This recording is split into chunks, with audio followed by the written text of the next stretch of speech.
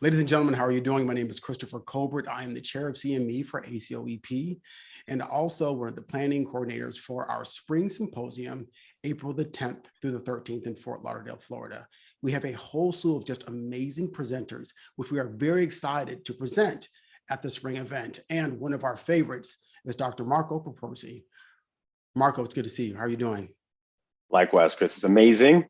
I am excited that warm weather is around the corner and spring ACOEP is coming. So how are you doing?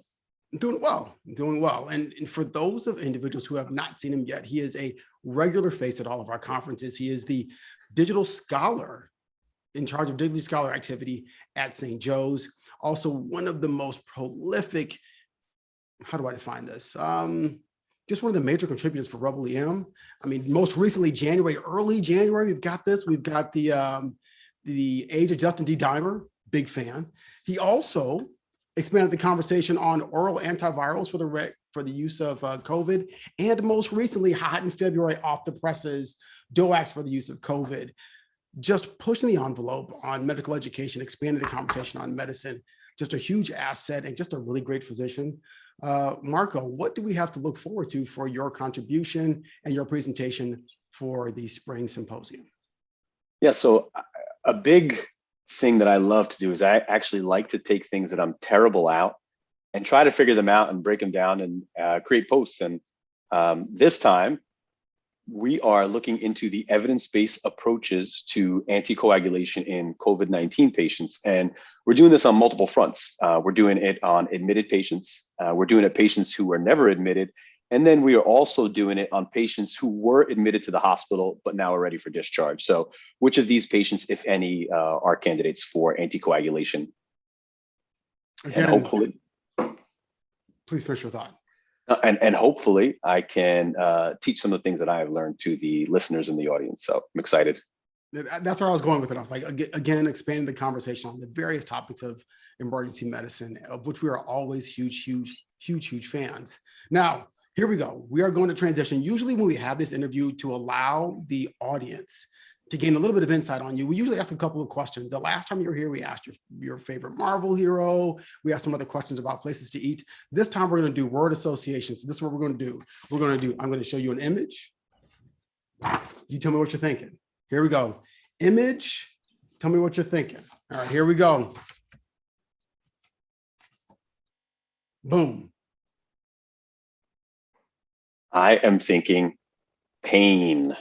Perfect. Black widow spider. Nicely played. Nicely played. Bam. Still pain.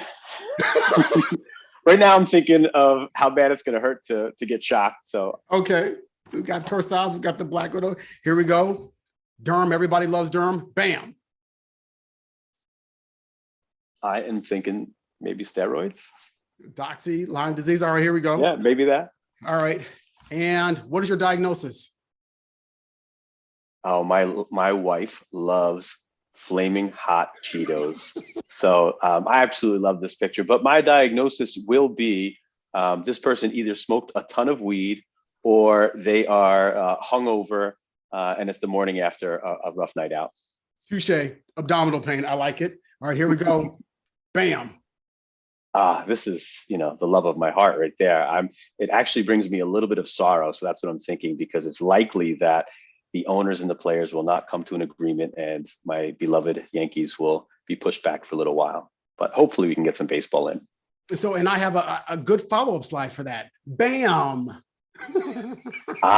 Is that from that year that they won the World Series after what, yes, 100 years? Yes, it is. 100 yeah, years. There we go. All right, last two slides. Here we go. You're doing great. I did this just for you. I am thinking of regret after that. I Googled New York bagel. I Googled New York bagel, and this is what came up.